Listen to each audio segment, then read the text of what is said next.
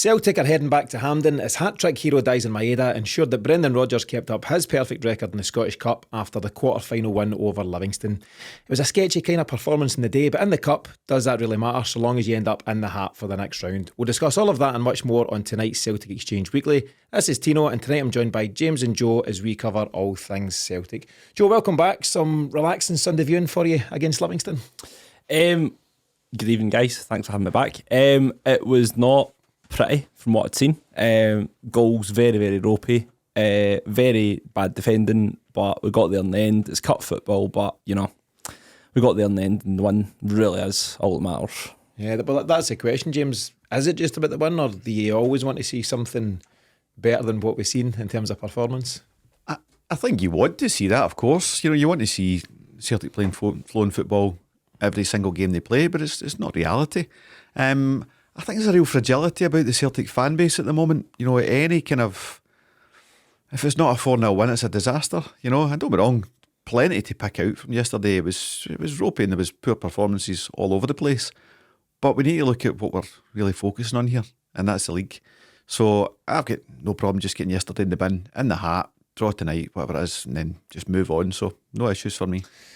I'd agree with that to a huge extent. You've had the really encouraging second half performance against Motherwell. You've then blown Dundee away with a 7-1 win, feeling really good about yourself, and rightfully so. You then go to Tynecastle and you've got all sorts of nonsense going on, which really affects how that game flows and ultimately the fact that we don't get the result. You then go into the weekend there and we don't play well at times. You're having to cope without Carter-Vickers, Callum, McGregor, and we'll get to that in a bit. Yang, who's obviously now suspended, Reo Hatate remains out. It was kind of always going to be a wee bit, under par in terms of performance, but you get through. But there's folks, I go back to this, there are folks that can't wait to say I told you so, and can't wait to just try and hammer another nail into Brendan Rodgers' coffin. And everyone's entitled to their own opinion on it, but I just think you're either backing Celtic or you're not. And I think we've got to a position, Joe, where what have we got now? 9 league games remaining, hopefully 2 more cup games remaining if we do semi-final and final. So 11 games to fully get behind the team, and I feel that some folks are still holding a bit back, James. I would say if you want to kind of save yourself some time as a Celtic fan, get behind Brendan Rodgers. He's here for the long term. I don't see him moving anywhere. In fact, I think it's going quite the opposite direction. I think he's starting to increase his power base at Celtic. Mark Lawwell's part of that, and increase his influence. You've got to bear in mind that Brendan Rodgers has Dermot Desmond's ear, and that is all that counts at Celtic. If you've got Dermot Desmond's ear, you've got the route to action. I think things will start to happen in the summer in terms of Rodgers putting his stamp on things, bringing his own structure and players into the team. Rodgers spoke, where are we, 2024, 5 years ago, about Celtic needing a proper football structure. I think we'll start to see that coming in the summer. Like I said last week, we shouldn't be rushing to replace Mark Lawwell. It should be structural. But Rodgers is making no noises that sounds like he's just here on a, have a go. He's here for a 3-year project, whatever that may be. So if you're looking for told you so's, you've got 2 and a bit years to wait. You think so? No, he's definitely not here on what will now be known, Joe, as the Neil Warnock approach. Just come up for a couple of months and see what happens. What do you think to that question, though, Joe? I don't know if I said this on record or just off air or whatever a wee while ago, that I think Brendan Rodgers might well move on, win, lose or draw. Whatever happens with the league this season, he was wanting to take a year out of football. He was convinced by either Michael Nicholson or Dermot Desmond or a combination of the two, and he can't really have enjoyed his return so far. There's been some big moments, beating Rangers a couple of times, and some other moments within, but I don't know, are you as confident as James that he's here for the medium to long haul? I would like him to stay, but I'm not. I mean, I said this a few weeks ago. I think when it comes to Dermot Desmond and the Celtic hierarchy, it comes down to season tickets. Ultimately, if the fans aren't on board, I mean, it's directly related with the amount of season tickets we sell. And ultimately, if there's not enough backing within Celtic support, then, and it sounds extremely ungrateful saying that we've not won the league, we're all going to chuck the season ticket in the bin and, we're not going to renew next year. But the way that the mood is with the fans just now, that is the way Celtic fans are. They demand extreme success, and especially when you're in a real strong position at Celtic were.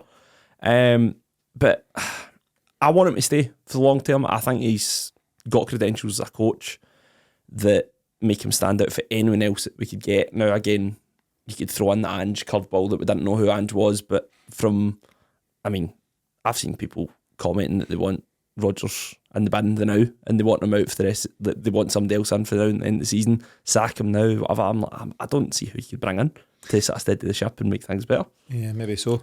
Cheeky young podcaster calls out Celtic fan base is what I heard there, James. It's interesting though, because you've got your own stance in terms of season ticket, right? That you're very unlikely to renew this season or at the end of the season based on what you see as just issues behind the scenes. The same old, not building for Europe. And by the way, one of many. I know many people with James's stance. Really? Many. Okay. More. Interesting. But yeah, it's more structural. It's how we sign players. It's the same old project signings and different things like that don't sit well for you. There will be another element of the fan base who will potentially say, I'm not going through another season of Rodgers. If you feel that strongly about Rodgers, and a lot of people have expressed, real strong feelings, about how they feel about Rodgers.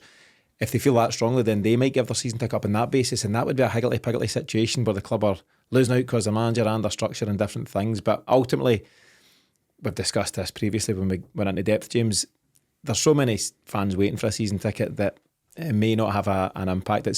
Spoke to Jim Orr from Save Ourselves last week, and he talked about he gave up his season ticket during those times during the 90s, but he said it was his kind of pebble in the ocean move kind of where I'm at that time. So whether it'll have an impact or not, I don't know. Do you know what's interesting, Jim Orr? One of the things he said was DBT had gone to the board and said, I want to sign Joe McLaughlin, Stevie Clark, and they said, you can do it if you're spending your own money. Yeah. That was Celtic were 9 points ahead in the league. You would have stopped Rangers 1 of 9 in a row, nipped it in the bud. That doesn't mean you don't win it next year, but you'd have certainly stalled it. And the exact same things are going on and have been going on all the way through. So Celtic didn't improve my position of strength then. We didn't do it with Martin O'Neill. We didn't do it with Ange. We're not doing it now. It's cultural. It's Miff's greatest gripe, isn't it? We never build from strength. We get strong, we win trebles, we really show ourselves as a force, and then we take our foot off the gas for some reason. Anyway, I never intended to dwell on all that kind of stuff, but we've drifted into it, so be it. But just to return to the weekend's action, and obviously the post-match is out there now, James, you and I covered things after the game there, but the Liam Scales-Stephen Welsh partnership has caused real concern. So Cameron Carter-Vickers, Rodgers rested him as a precaution. I think it's a slight hamstring issue, and I don't know, is Navrocki's out, isn't he? He's injured as well. Yeah.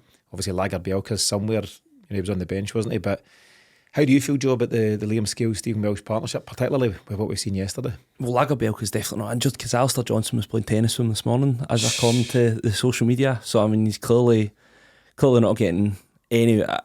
it's clearly not an injury issue. I was very, very hopeful with the Scales-Welsh combination about 20 minutes into the Celtic Rangers game in December. I was like, what's happened to Stephen Welsh? Who is this guy? Yeah. He looks like he can go up for a header, he can tackle, he can play the ball out quickly. And then fast forward a couple of weeks to Hibs at Easter Road, went up for a 50-50, landed a bit awkwardly, and that was him. I'm like, that's the Stephen Welsh we know. But it does not fill me with confidence at all. Scales has went back the way for me. Seems to be, if you looked at it statistically, his passing accuracy of passing from a few months ago to now is probably stark in comparison. Just not playing well at all. And then you look defensively. The first goal yesterday was just Stephen Welsh stops 40 yards out and just, that's my man. I need to burst my tank in to get back into position. And then it's too late. So it doesn't fill me with confidence, and we miss Carter-Vickers big time. Yeah, and we're going to cover just how much we miss him a wee bit later in the show, but there's no doubt, James, that the two centre-halves had a really, really poor game between them. It's so important as a centre-half at Celtic to be comfy, carrying the ball, and then making that pass that breaks the lines and all these things. You'll remember the one where Stephen Welsh drifted forward, found himself particularly high up the park, and wasn't aware, and I'm sure there was, I don't know how many was there yesterday, 30,000-ish. I'm sure there was thousands of folk screaming to say, there's a guy on your back. And the guy's just picked his pocket. Yeah. And it was just woeful. It was just really, really poor. I like Stephen Welsh a lot. I think seems a really decent fella, really good professional. And he's got certain attributes, but he's not kicking on. And I agree with you. I wish Liam Scales no ill will at all. I'd love to see him excel, but I do think he's going back the way, and I wonder if he's just got as good as he'll ever get at Celtic. And I've no way of saying that, it's just my gut feeling on things. There's folks we know, James Dean in the group chat, who won't hear a word against the man, and that's just the way it goes. I suppose it's all about the opinions at the end of the day. We'll get into all of that stuff in a bit more detail, as I say, but before we kick on with the rest of the show, here's a quick update of the additional episodes we've got coming up this week on the Celtic Exchange. On Wednesday, we'll bring you the latest episode in our CSC Stories series as we head to Switzerland, a lot of S's there, to speak with the boys at the Geneva CSC. On Thursday, we'll be bringing you the next instalment, so part 4 in our Battle to Save Celtic series, and we'll reveal details of just who that will be later on in the week. While I'm on that, just a big thanks for the overwhelming support of that series so far. We've had so many comments, whether it's on Twitter, YouTube, some emails, various different things. So far, we spoke to Matt McGlone of Celts for Change, David Lowe, better known as Fergus McCann's right-hand man, and Jim Ward that we've mentioned there from Save Our Celts. And we've got some really interesting stuff lined up, but it's been really, really encouraging, some of the stuff we've heard so far. Joe, were you even born in 1994? I was born in December 99, so I was... -5. It's not even close. I was at 10 the road, being stopped at that point. Wim Jansen had been and gone. I think John Barnes was the manager when I was there. Probably, yeah. So you're born in 99. Sorry, I don't even know if John Barnes was. I think Kennedy Dalglish took over at that Oh, point. he was going to the autumn, aye. So you're 99, and then James here was in the year below Brian Dempsey at school. There's a whole lot of Could be a year contrast. above, I'm not even sure. Aye. A lot of contrast going on. But yeah, that's the Battle to Save Celtic series. On Friday, we'll have the countdown to kick-off ahead of Celtic St Johnstone. That's a 3 o'clock kick-off at Celtic Park on Saturday. And obviously after the game, we'll have the final whistle show shortly after the whistle. If you aren't already following or subscribing to us on the likes of YouTube, Apple Podcasts and Spotify, then do so now to ensure you don't miss a single episode. James, the main man against Livingston was Daizen Maeda, and he hit a hat-trick on his 100th appearance for Celtic, and congratulations to him. His record for Celtic during that time is 27 goals and 15 assists. What's your thoughts in general on Daizen Maeda and the role he plays in this Celtic team? Transfer list. Wow. Straight off the bat? Taking a step back and looking at a Celtic squad, if you're looking to really progress Celtic as a team, and I like Daizen Maeda because his attitude is spot on. Is he the quality we need to go and progress in Europe? He's not. It's as simple as that. Coming off the bench, bit of impact sometimes, but overall, consistently, you get too much madness for the goodness. So no, I mean, you could run through that Celtic squad at the moment and take at least half it out, and I think Daizen's one of them, because I need to be able to rely on my players, and I can't rely on Daizen. If I could, he'd have scored 6 yesterday. So that's where I'm on. It's sad, but that's the harsh reality of football. Scales and Wilson in the same pot. There you are, Daizen. Your bubbles burst. Hat-trick yesterday. Hat-trick hero. Pinned the day. Too much madness. You won't be alone in saying that. Miff, can I use that term? Although Miff says he likes Maeda's particular brand of madness, but it's certainly not for everybody. He tweeted after the game, Daizen Maeda tweeted, "I'm happy to be able to contribute to the team's victory in my 100th game for Celtic. Thank you for all your support." No retweet from you? No sharing that around in your socials? Retweet? No, I don't know. Not at all. No. Joe, as James did mention, as a teammate and as a professional, Daizen Maeda's commitment is never in question, is it? no, and I'm in disagreement with James in the transfer immediately. I don't see anyone else better that in terms of what I don't know anyone else first of all that can bring what Maeda brings to Celtic. I mean, the summer. Aye. We need to sign, obviously. Well, I don't mean release him like now. I don't mean like in March. Just floundering. Just let 2 him months. go somewhere. No. I don't see. He's not a priority of someone that we need to get rid of. I think you look at. Get dough for him. I mean, he's not the best winger at the club anyway. James Forrest's the best winger at the club. Yes, he is. We'll get to that because clarity is required. Stay Snidey Rodgers. But with Maeda, I do like the madness. I must say I do like the madness, but I like it when we're comfortable at home against Dundee. I don't like it when it really matters. And he has his moments where you think, how has he made a living out of this? And then he does something mental 5 minutes later. Some of the goals he scored for Celtic are incredible. Like Hibs at Easter Road was just a screamer, and the goal against Dundee. But on a serious note, his work rate is incredible. Yeah. And I think he brings something really, really positive to Celtic. When we had Jota and someone a lot more creative on the other side who was performing at their peak, there was absolutely no question that Maeda should be starting, because there was such a contrast in terms of what they could both bring. I think that's a great point. There was a real balance here. You had Jota and all the creativity and genius that he brought, and Maeda brought you that industry and the odd bit of genius. You know, he's capable of moments of magic as well, but it's just that unpredictability. That's the thing. Can you hang your hat on him? I don't know. You can hang your hat on him to absolutely put a shift in for the full 90 minutes. Can you hang your hat on him to score a relatively easy chance from 6 yards out? Possibly not. He had the bars from about 4 yards yesterday. I mean, one guy that'll definitely agree with me for selling in summers, James Tavernier. He'll be up against him in a couple of weeks because it looks like Palmer's not going to be fit for that. Yeah. So probably it's going to be Maeda and Yang if Yang's back and firing and is, picks up the form that he left, kind of thing. So Tavernier hates him. And as you say, Joe, yeah, I know you've been a wee bit kind of jokey about it, but people would say, how's this guy a pro footballer? To an extent, but then he plays every time. He gets called up every time. For his country. He's scored at a World Cup. He's reached almost the peak from an international footballer point of view. He's now played 100 times for Celtic, so he's pulled the wool over two managers' eyes to get 100 appearances, and he's obviously chipped in with his fair share of goals and assists. Just on that bit of trivia, so following Sunday's hat-trick, how many times has Daizen Maeda now scored more than one goal in a Celtic game? 4. 5. 0. The hat-trick was the first time he'd scored more than a single goal in a game for Celtic. I was really surprised by that. I seen it somewhere as a headline, and I checked out via Transfer Market, the website, and he's scored obviously 27 times, all singles up until. How many should have scored more than one? Oh, well, therein lies the question. But are you surprised to hear that, Joe?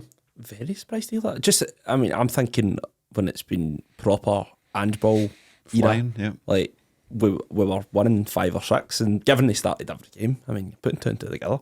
But I don't think Jota ever scored more than.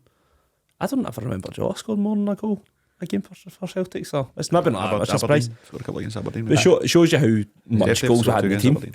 That'll be next week's piece of trivia. I've only got the Maeda stuff for now. I'd mentioned a tweet that Daizen Maeda put out, and I'll read out an Instagram post they had as well. And this was translated by the fellas at Yatao, the Japanese fella. And Maeda also said, "One day I'll tell everyone why I started growing my hair," i.e. he's now grown it back in for some reason.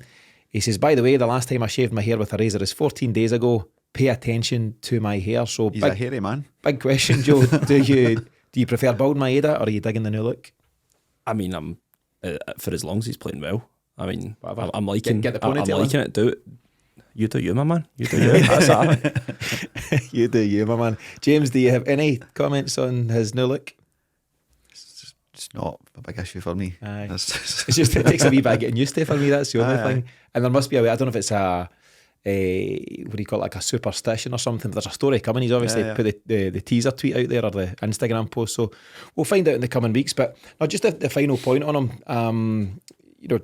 Real credit to him. 100 appearances for Celtic. It's not an easy task to do that, and to bag a hat trick at any point in your career, he deserves real credit. But it goes back to your original point, James, and I'll start with you, Joe, on it. Can we or will we progress in Europe so long as Daizen Maeda as a starting winger? As a winger, do you want 2 Jotas or do you want Daizen? I would rather. 2 Jotas don't grow on trees. No, but you build them, you develop them. At this moment in time, we've struggled to replace Jota. Obviously, no many Jotas growing trees at all. I think so. I don't think that's an issue with Celtic in Europe. I don't think it has been an issue this season. There's a lack of quality out wide. I think it's just in general our depth, and I think that it's more the fact that we don't have, in the event that Maeda does have a bad game, I would need to go for a different approach. That in Europe this season we've not been in a scenario where we can bring someone else in, and ultimately standard and squad depth drives quality for your starting players.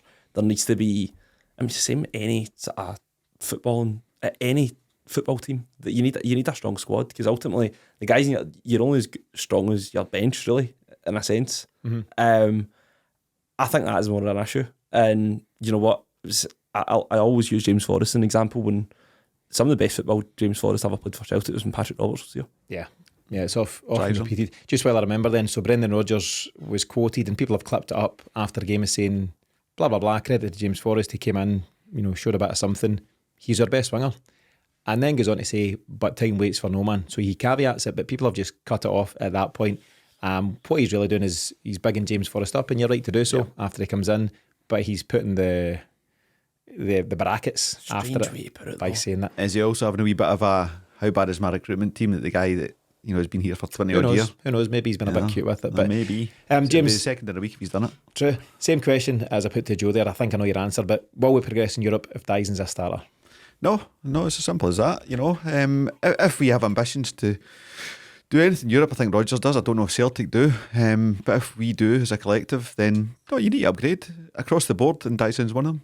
Yeah, I'm somewhere in between. I think he's got a part to play, but whether it's as a starting winger, not entirely sure. But as Joe says, you do you, my man. Yep. Keep being Daizen and we'll see what happens. Let's take a short break, and when we come back, we'll talk about just how different Celtic are without Callum McGregor and Cameron Carter-Vickers. Welcome back, folks. Callum McGregor has now missed Celtic's last 2 games with a niggling calf/Achilles issue, whereas Cameron Carter-Vickers, as mentioned, was rested against Livy as a precaution after feeling something in his hamstring at training on Friday. Despite that, actually, it seems that he's likely still to be called up by the USA, and I suppose you can find the positives there if he's okay to go his country. Hopefully he's okay overall. But James, say what you want about this current Celtic side in terms of various different things, quality, good enough, development players or whatever. We're not blessed when that's your leaders, and how much of an impact do you think that has when we don't have Cameron Carter-Vickers and Callum McGregor to call upon? It's huge. Quite a few commentators and fans have spoken about the Celtic players' heads when it went to each yesterday, just in terms of just all over the place. And that's when Carter-Vickers, Callum McGregor really make their money. They step in and say, right, calm down, we're playing our own game here, we'll just keep doing that, the goals will come, don't worry about it, don't panic, all that stuff. So given the, for the next 6-8 weeks, mentality is the big thing that's going to get you there. Talent gets you to here, it's mentality that gets you to the finishing line. And that's a big concern. I'm really, really concerned about Carter-Vickers going away with America. Just nervous, like Hatate going away with Japan there, coming back injured.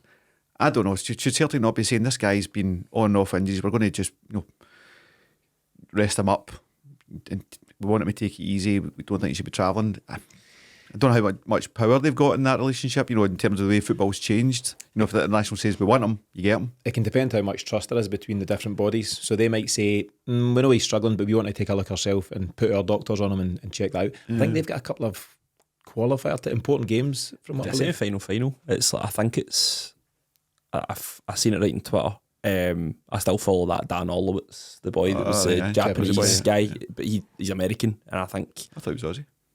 Nah, he's American. It's completely irrelevant, lads. But anyway, I think he retweeted it was like that. There was that Nations League, but it's like a semi-final and a final. So it's Jamaica, Mexico, Canada, and America are all. So it's like a cup format thing. Right. So I think it might be like an Asian Cup scenario where they're just bringing everyone in that they think's important, regardless of. Yeah, they had named a what do you call that? Like a kind of provisional squad. He's certainly part of that, and it looks like he'll get named. Listen, I'd like to think that common sense will prevail. I'm sure he's a guy that they want to be fit, but you need to be smart with this guy. There's a question there, and the answer might be positive, but what relationship does Celtic have with international associations? If we sign someone from Honduras, as we have, we should be making sure we've got contact with that national team and saying, here's how we work as an operation.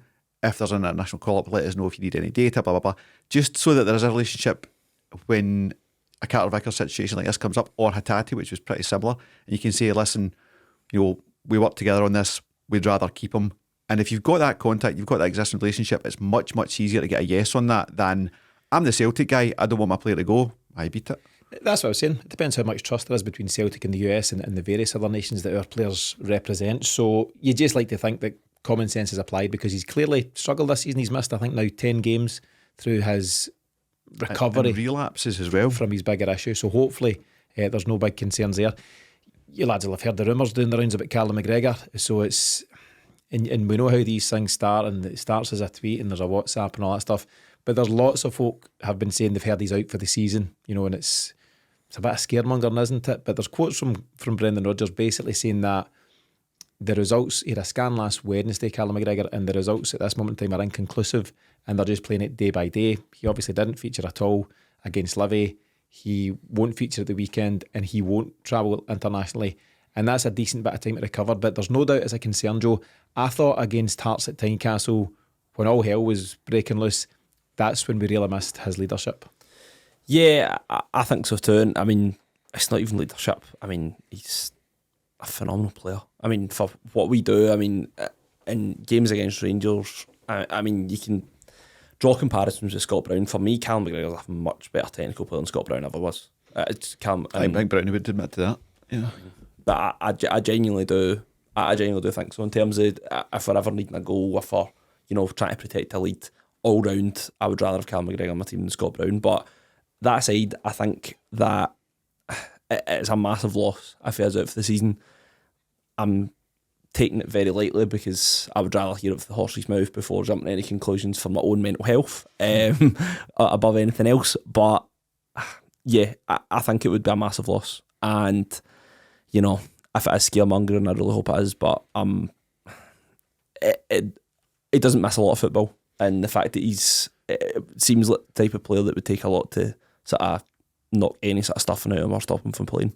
It must be relatively serious for him to be missing notable game time. Yep. Tynecastle's a huge one to miss. Yep. You can, for the most part, Celtic, touchwood and all that stuff, can take care of lots of the stuff domestically, but away to Tynecastle is one that you want your real leaders to step up on. And that's the thing, James. So when you take out Callum McGregor and you take out Cameron Carter-Vickers, what have you got left in terms of leaders? There's Joe Hart, who I think has really stepped up big time in the last number of weeks. He's obviously announced his retirement. He wants to go out on a high. Of course he does.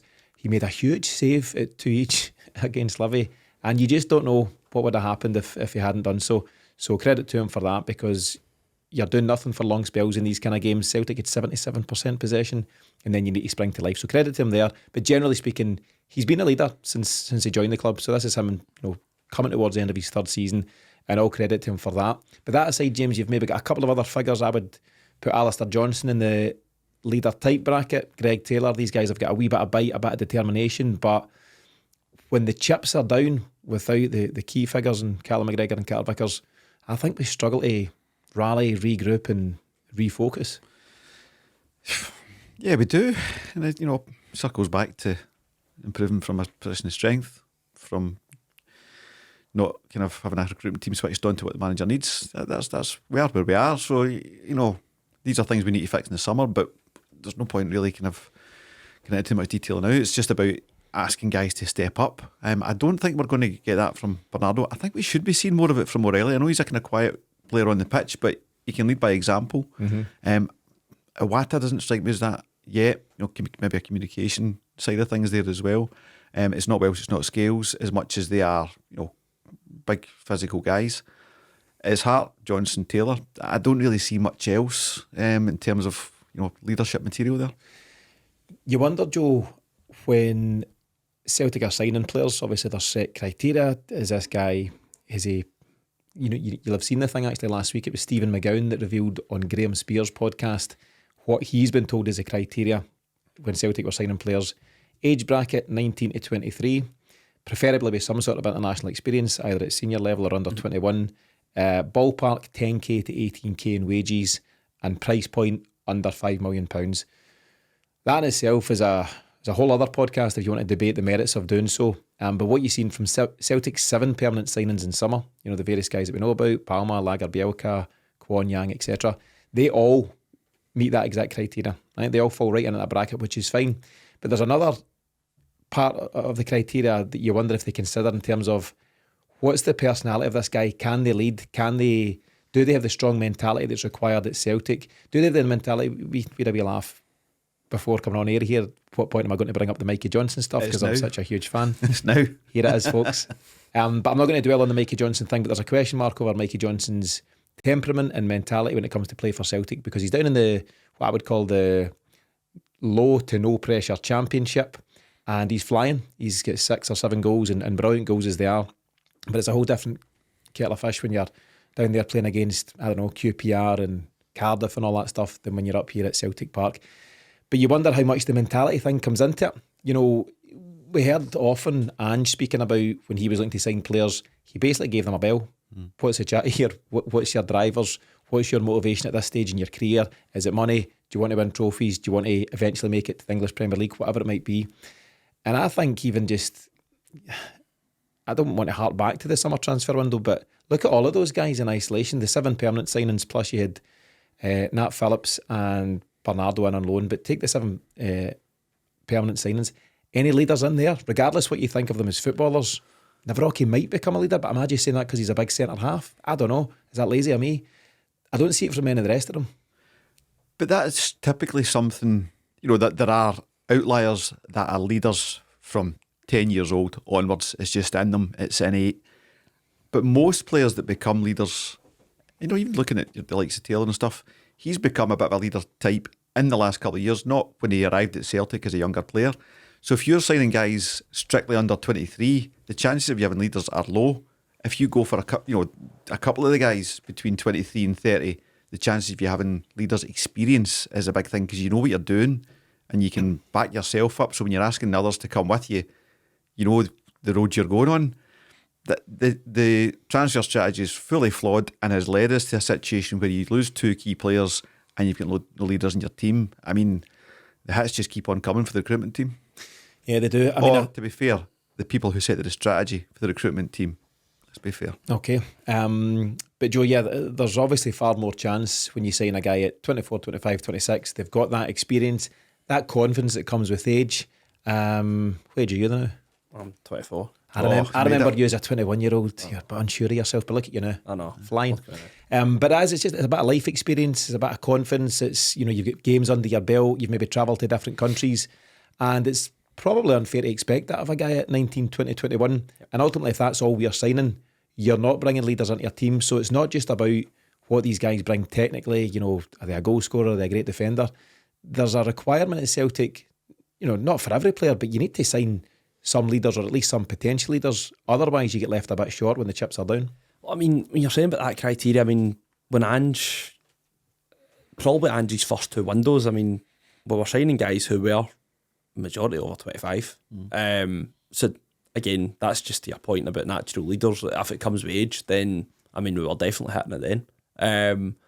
I mean, I'm very much on the opinion of it is definitely the first 2 windows, because I think the following year, now when you're talking about personality, and I brought it up quite a lot that I've been at this particular post-match press conference, but I honestly don't understand how you could have signed Haksabanovic and thought, oh, what a great guy. Like, honestly. You get beef? Honestly, he came up here thinking he was going to absolutely stroll it, and he doesn't get a game for Stoke now. But he's like born to play. I have my this is my weekly Haksabanovic rant. But on that point, I mean, from then on, it was, I mean, Haksabanovic, Bernabe, they two do not seem as leadership types to me, regardless of age at all. So I think there is a lot to do with that. If that criteria does not set you up to sign natural leaders in your team, and it's the same old, it's like growing from within. So a mentality that Celtic have is signing a lot of these players, and again, there's another expansion in that by saying, we're signing players from abroad as well who all speak completely different languages. Maybe not English isn't their first language. Age comes into that as well. So it's hard to do that when you're signing guys of that criteria, and it doesn't set you up in the best place. Yeah, and somebody like an Iwata that you mentioned, James, he might well be the guy that's confident enough to be a leader back in Japan when he's speaking to guys of the same language. But there's no doubt that it's culturally difficult as well. In terms of, you look at Callum McGregor, there's footage of him that's been doing the rounds of him rallying the team before. I think it was a League Cup final last year, something like that. And it's very West of Scotland type stuff. It's kind of aggressive, it's passionate, it's kind of sweary and all that stuff. And I'm not saying you need to swear to get a message across, but then if you were to challenge, Kyogo's the most experienced, player that's come across from Japan. He's 28, 29 now. You just couldn't imagine Kyogo addressing the team like that. Iwata, Maeda, and the South Korean lads. It's such a jump for them culturally, I think, to become those leaders. But we've got a lot of those players in our squad. So yeah, but Daizen's no cuddly teddy bear. See all the Daizen's got a real kind of hard streak about him. See when people have been saying Hatate and Kyogo were picking guys up after fouling and stuff like that. Daizen is not interested in that at all. Mm-hmm. There's diversity in their own groupings. I don't think nationality is really it. It's more just that, how have multinational teams, Man City, Chelsea, Liverpool over the years overcome that with, language barriers? There must be a way through it. You can see how Iwata could become that guy, but you would need to find a common way of communicating. It's obviously too acute for now to be able to do it, between now and the end of the season.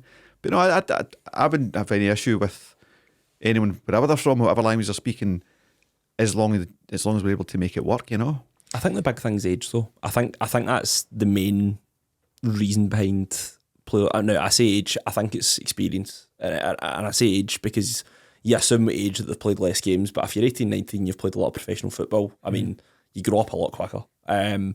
I'm looking at him when Kieran Tierney was here. Kieran Tierney was a leader when he was 19, 20. Yeah. Now, I know that's an anomaly, generally speaking. Like that's a 1 in a million the way it's been so far. But I think it comes from playing football. When you play, again, you could go back even further. I mean, way before me, but I mean, when Roy Aitken made his debut at 16, I mean, all it comes is a point. You need to have guys that have played a solid amount of football to develop that. You can't just be. You could be 26 and hardly play any football. You're not going to be a great leader. So I think there's a lot in that as well. And Hatate, by the way, I think is quite moody when he plays. I'm not going to lie. I've seen he's got a nasty streak at him as well. He's got a mean streak. You talk about guys like Kieran Tierney, and I completely agree. It's a great point. I also think of guys like Lewis Ferguson. A lot of Celtic fans won't be mad on him. He's probably Rangers minded, that's fine. That's his family background. But he's a guy who's, I've just checked on it, he's 24. And you would say he's got all sorts of experience. And I think he now wears a captain's armband in a foreign country. Yeah, but also, he was playing professional football at Hampden Park when he was 16. Yeah, that's the thing. And played every week. Minutes. Yeah. But again, I think you're right, Joe. It comes back to age. And I've maybe not quite articulated it right in terms of the different nationalities. But I think ultimately age and experience and everything that comes with that is the most important factor, and our signing policy just doesn't allow for that. Let's take a brief look at some of the stuff Celtic have got coming up. So we've got St Johnstone at home on Saturday, then it's the international break, and then we return to play Livy again away from home on Sunday 31st of March, and then it's Rangers on the 7th of April. There's 4 key players that could make it back for those games. We've covered 2 of them in terms of Callum and Cameron Carter-Vickers. Yang, he'll be back from suspension for the Livy game, and Brendan Rodgers has spoken in the last week or so about Reo Hatate back training at this moment in time and may well be ready for Livy. There's a concern there, of course, that it's a plastic pitch. Is that where you want a guy coming back from injury? But it's either that or just pitch him right in at Ibrox. So the bottom line is, Joe, all 4 of those guys that I've mentioned, they walk right into Celtic starting 11 right now, don't they? Oh, 100%. 100%. I mean, Hatate's not played an awful lot of football, but I mean 11 games this season. Well, if you look at the Asian Cup in particular, that he hadn't been playing in the Asian Cup prior to the Asian Cup. I think he maybe played. I mean, he came on. Comeback. Two games. Did he come on against Rangers? I don't even know if I think he might have been on the bench, but I don't think he came on. But he played against St Mirren, which would have been, it was a 20-minute cameo. He then was playing the Asian Cup and he was starting. I mean, you could argue that's how he got injured, but it wasn't as if it didn't take him long to get up to the standards that we expect and have seen of him. So you'd like to think that it would be the same again for him coming back. Hopefully he comes back soon, but presuming that he comes back after an international break, you would presume that he's more than capable of reaching those levels. So absolutely, 4 starts from me. Carter-Vickers and McGregor, their importance is obvious as to how pivotal they are to this team, with technically and non-technically, as we've discussed. Hatate as well, and Yang. There's nobody else really you would play at the minute, to be honest. Good yesterday, brilliant. He was good. Credit but it's due. You can only play what's in front of you. I thought he had some real. I thought he was man of the match. Maeda picks up the hat trick, but I thought he stepped up, and people are saying it's only Livy, but he can only play what's there. So fair play to him. It certainly won't do him any harm, and we'll see how he picks up in time for this weekend. But James, how big a boost would it be to have 2, 3, or even all 4 of those players available for Ibrox? I think you need Yang, if it's the Yang that was on form. That was the most galling thing about Hearts. That was no messing for beating. That was our attacking threat. So if we can get him back to drive that right wing, Callum goes without saying. Carter-Vickers the same. I'd be a bit more cautious on Hatate. I think I would keep him for the bench, particularly when you're not getting a grass pitch to warm up on the week before, which Scottish football, get a grip, man. They're voting just now on banning plastic pitches, isn't there? It's around it now. Yeah, but it's just money. They're basically saying, we're going to lose revenue for this, so you need to provide the revenue elsewhere, which is a nonsense. So we can't have an international football player ready for a top-of-the-table clash properly because somebody wants to rent a 5-a-side pitch on a Wednesday night. That's just nonsense, man. So Yeah, having them back, but yeah, I would maintain with Iwata in the 6th role for St Johnstone and for Livy, and just get him steady there. You know, he's had a couple of ropey games in that position, but we've seen he's got the ability to do it, and I'd be looking to start the Rangers game with Iwata in that position, having had 2 good games against St Johnstone and Livy, with hopefully McGregor and O'Reilly ahead of him rather than Hatate. Hatate is real strength to bring off the bench then. You'd be really confident and comfy with that 3 plus that option on the bench, wouldn't you, Joe? Yeah, 100%. And I mean, Bernardo's a mystery to me, to be honest, because obviously he scores a goal against Rangers, right? And you're thinking, oh, like this is just him kick-starting now.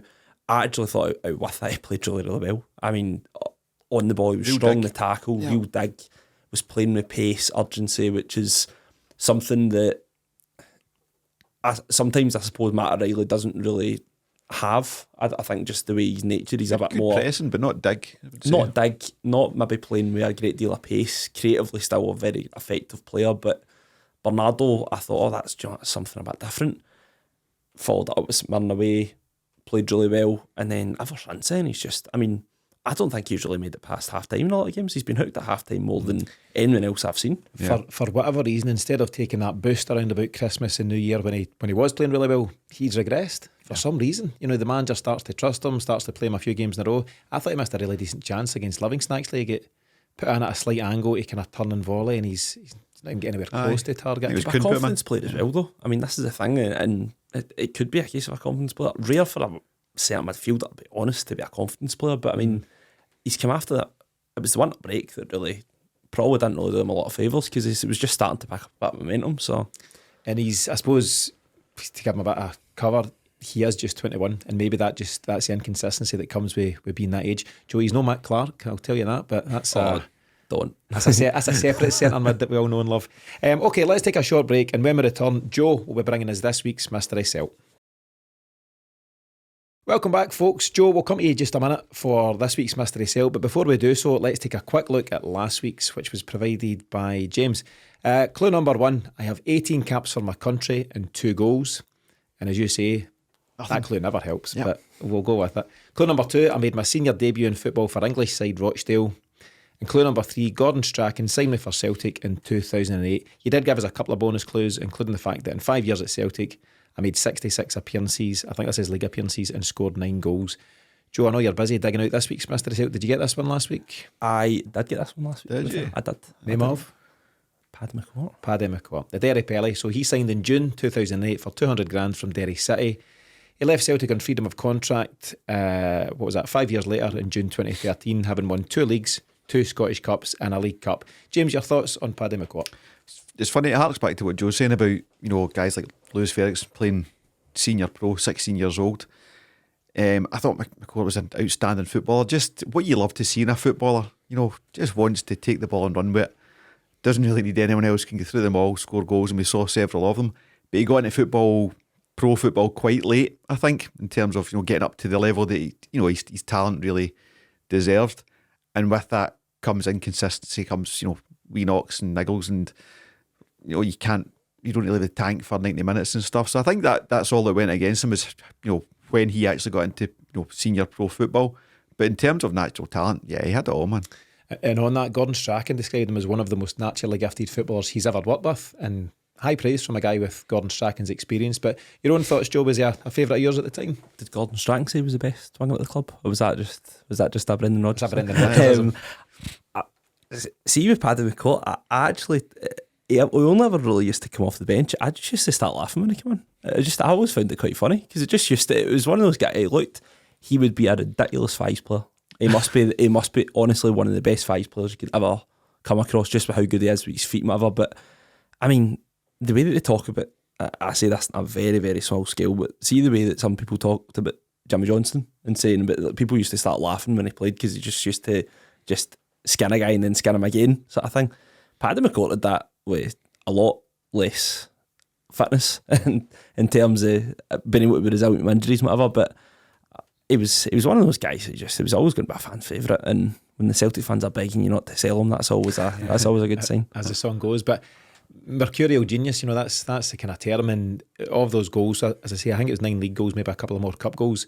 almost every one of them. It's you might call them Mikey Johnson type goals, Joe, if you were that kind of guy. But if you're that inclined, you definitely would. Cutting in, Megan guys, drop the shoulder, pass 2 or 3, smash it high into the net. And Celtic fans loved them. I suppose they were all too fleeting, but some real moments of magic and some fond memories there.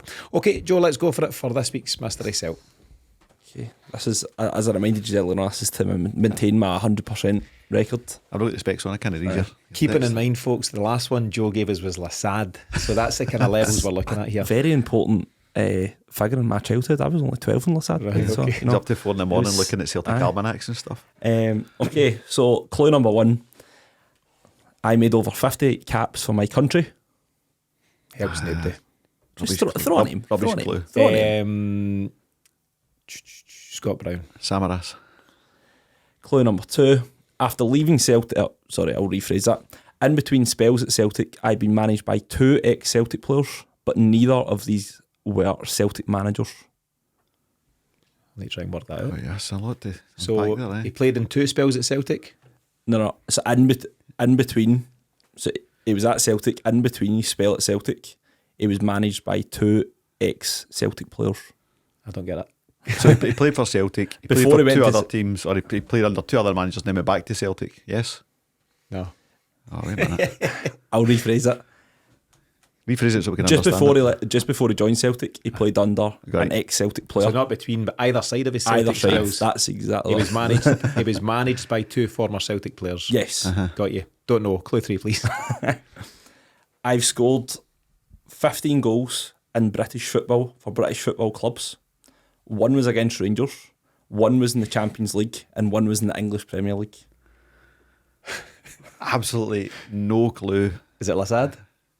I mean, that is out there, Joe, man. That's no idea. some Have broad you clues. got a bonus clue for Aye, make it easier for us. Well, I think in that clue, he scored against Rangers. That is for Celtic? for Celtic. That's the only real clue you've given us out of 3.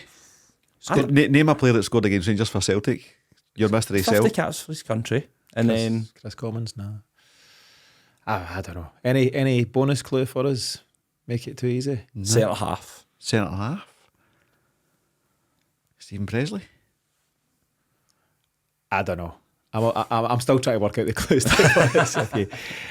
Okay, well, as always, nothing to beep out here, Dave. Don't worry about that. We'll reveal the answer in next week's show, and we'll also reshare the clues on the socials for anyone who wants to have a go there. Remember, if you want to set the Mystery Celt for a future episode, just get in touch via Twitter, and you could be the one providing the clues next time around. To close out this show, I want to look at what is a really important piece of recruitment that Celtic must be addressing at this moment in time and in the weeks ahead. There's a really good article that prompted this. It's in the Celts Are Here website. But basically, in a little over 2.5 months, Joe Hart will hang up his gloves after almost 20 years at the top of the game, and very best wishes to him. But James, this is such a key position. It's a specialist position, isn't it, for Celtic to try and replace, and just how vital is it that we get this one right? Yeah, I mean, it's been a burning issue for probably about a year or more now, in terms of we wanted to have someone coming in. You know, we thought Siegrist could have come in as a semi-understudy to Hart, learn from him, you know, rotate with him, and then take the gloves off when he chooses to retire, as he has done now. Siegrist has been one of the biggest disappointments for me in Celtic in recent years. I was desperate for Celtic to get him, particularly with his contract situation, and then he's just fallen in love with Instagram models and it's all gone wrong. Strange guy, man. There's talk of him going to Aberdeen and stuff like that. I mean, I don't know if there's much Instagram going up there. I think it's just Australia's the place he wants to be. He actually wanted to go to Australia. His agent was like, you're going to get about £500 a week. So Was there not a move to an Austrian club? I'm not saying you're going all way. Jim Carrey. Dumb and Dumber Dumb and there. Dumber. Aye. Put another shrimp on the barbie, but was there not a move there that get No. the brakes were put I don't on? know. I But the one I'm did talking about is Australian. see something. I don't know if it was a loan or something, but basically they put the brakes in it somehow. I don't know if it was terms with him or terms of the clubs or whatever. But yeah, as you say, that one is absolutely not worked out, and I think it's fair to say, Joe, that with every respect, Scott Bain is not. None of the team have challenged Happy Joe Hart birthday at to all. Scott Bain, by the way. Today? Thanks Celtic FC for reminding us. Happy birthday! We're slating you on the I podcast. know. We're not slating him, but he's a number 2. That's his level, Yeah. and none of those 2 guys have put any sort of notable pressure on Joe Hart, have they?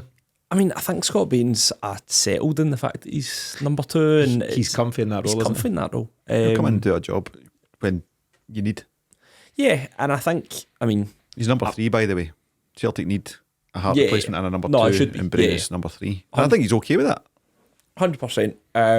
Now, I mean, there's always the two options of looking from within or going at external and trying to sign somebody elsewhere. You look at, I mean, they really rate this guy. Is it Oluwayemi? That's Where's he, Cork or something just now? No, he went to Austria. Yeah, It was Toby Oluwayemi. Who's the partner? Is it Admira Wacker or the partner club? So I think he went there. I think his problems with injuries, whatever, but they seem to have valued him quite highly as a youth prospect, whatever. But it's always a strange one because I don't. Goalkeepers have always been a funny one for me in terms of trust, and there's never been a case of we definitely need to sign him, or we've had the Barkas experience before where we thought that was a tried and tested solution, and it turned out, needless to say, the complete opposite who's now way. playing well for Utrecht. Yes, but it's just a combination of things went wrong. Yeah. I'll go back to that thing about mentality. Vasilis Barkas has got all the attributes to be a good goalkeeper, but he didn't have the mentality to play for Celtic, and that's just a failing there. They've not scoped that one out, and I think the one positive you can take out the Barkas experience, and I'm been very optimistic about it, is just it shows you just how important it is to make sure the guy is capable mentally of turning out to play for Celtic, because that was a horror show. It was COVID as well, though. I mean, you look at, it was the same script with El Hamid. El Hamid went home because, his family were living abroad and all the rest of it, and maybe factors come into that as well. I'm half expecting them to activate the Conor Hazard buyback clause come summer. He's at Plymouth. He's at Plymouth. I've got that sort of at the back of my mind that that's a possibility. The COVID season seen us go for Barkas and Hazard and Bain all at different times. They were all Lenny's number one at different times. We were just clutching at straws in the hope that one of them would be the guy, and one would have a decent game, so he would be the guy. And remember, Hazard get the cup final, didn't he? Hazard will always be remembered for the guy that Hazard get the back shaft basically, and Scott Bain was just in between. He saved penalties to help Celtic win a quadruple treble, and good luck to him. He'll never forget that. But none of these guys were good enough. No. And then you've got the fact that in the past we've been spoiled by guys like Arthur Boric and Fraser Forster. What is Fraser Forster doing? He's a backup at Spurs, making an absolute fortune. Oh, yeah, that's it then. I can't see it. He'll go to America or somewhere, I can see. So. They joke about it, but you hear it from commentators down south saying it's the best gig in football. Yeah. You're paid handsomely. Was Scott Carson not involved for Man City yesterday? Scott Carson, he wasn't in the bench, but he got injured against Liverpool, and Ederson got injured against Liverpool. Sorry, so he'll now be getting the best gig in football. You're going to go buy a pair of gloves. I know. Scott Carson will be very well paid to train all week and go and watch Man City games at the weekend. That's just the life of the backup goalie. But as I say, so we've had the, real talent. Boric and Foster, you'd bite the hand off a couple of guys like that just now. But what about the spec of the goalie that Celtic should be looking at then? Is it somebody that's a bit older, as we've spoken about, maybe 25 plus? Certainly need to be good with the ball at your feet. That's a big part of things at Celtic. And any other attributes you think we should be targeting? Concentration. You're spending 80% of your game time doing absolutely nothing. So you look at Joe Hart yesterday. So that one that he saves with his feet, which could be something that kept you in the cup. Not to be too dramatic if things had shaken out and we hadn't got back into it. Hart was doing not an awful lot in that game, but he's got to be alert for a big save like that. And then you've got to go into Europe and be a completely different kind of goalkeeper where you're going to be seeing an awful lot of the ball, and you've also got to play out with the ball at your feet. We're asking quite a lot, but I think in terms of modern goalkeepers, that's kind of the fit. Yeah, it's quite a unique role, isn't it? As you explained there, very different games. You're hoping that Celtic are going to make the Champions League next season, and that's 8 games against top opposition where you will be very busy and require the ball at your feet. Whereas you'll go back, you'll play a Tuesday, Wednesday night and then go back to your domestic stuff, and you might not see the ball for 30 minutes at a time. Oh, 100%. Things like that. I mean, you see Hart come up to halfway line? Aye. I think there's it seems to be sort of theme of the show really today. It's mentality, a lot of it. And again, what does mentality come from?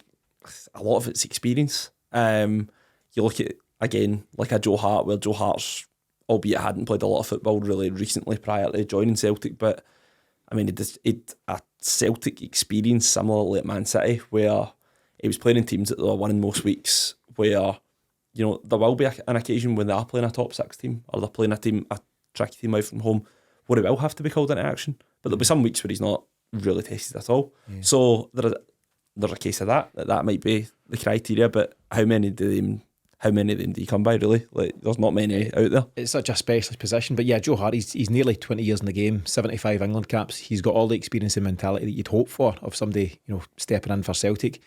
Question for you, Joe, just to round this part off. Do you think Celtic are currently on the case, keeping in mind we're without a head of recruitment at this moment in time? And is it worth spending big, and I mean at least 6 million plus, to get the right guy for this role? I'd like to think they're still proactive, because as much as they've not got a head of recruitment, they've still got a recruitment team who I'd imagine... They're playing Connect 4 now. Battleships. Aye. Rest down Friday every day. 100%. Relax, guys. Aye. They'll be just throwing an iPad by like Michael Nicholson, just giving them something to do. Listen, I think it's something any recruitment team. I mean, I work in recruitment. I'd imagine it's a similar world where they're just it's a constant thing that you're always having to be proactive and look ahead. That I think you'd like to think they are, and give them the benefit of the doubt they are. But I think it is a position that 5 or 6 million, if need be, yeah. And I trust that the data. I mean, I'm not a scout, but I'm trusting that there's a lot of data behind it, and there's a lot of justification as to go and spending a lot of money, as opposed to Stevie Woods turning and saying, "Oh, by the way, that guy was brilliant against us when he played for AEK Athens." Yeah, and I wonder if it might be. I hope they don't get lazy.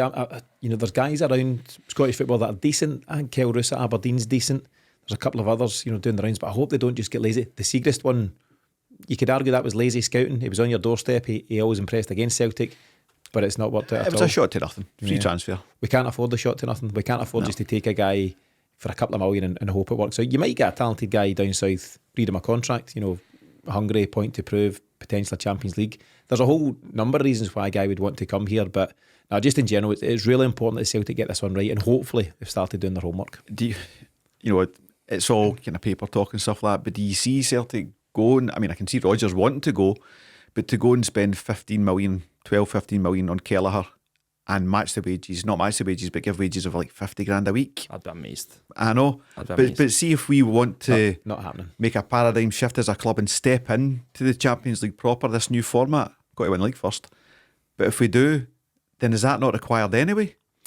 I don't know. I mean, at the moment we're not spending 5, so we're not going to spend. I would 12. not on a goalkeeper. I would say a striker or a guy that's directly. I'm not saying one or other. I'm saying as well as. Yeah, but I can see them. I don't think we're ready. I think the natural progression would be to spend that amount of money on an attacking player as opposed to jumping to a goalkeeper. Because essentially, I think what you're paying for is guys that are going to win you games as opposed to guys that are going to stop you losing games. I think, or stop you drawing games, if that makes sense. Like, I think that makes is ultimately sense as your clues for Mr. Celtic, to be honest. Well, I think if you're going to spend that amount of money, you need to spend it in guys that are directly going to like win you games, or like kick on and be a top scorer in the league, or potentially sell for more money. But my one takes you into an Ange realm of not just being in the Champions League to be in the Champions League, to be in the Champions League and stay in it after Christmas. Yeah, but I think that's 2 or 3 steps ahead, if I'm being honest. Yeah, you've gone down a road there, lads. I was just asking about the goalie, so we'll need to see. But hopefully Celtic are doing their homework. Don't sign a £50 million striker. Yes, I'm a goalie. I'm all for it. But no, it's such an important position.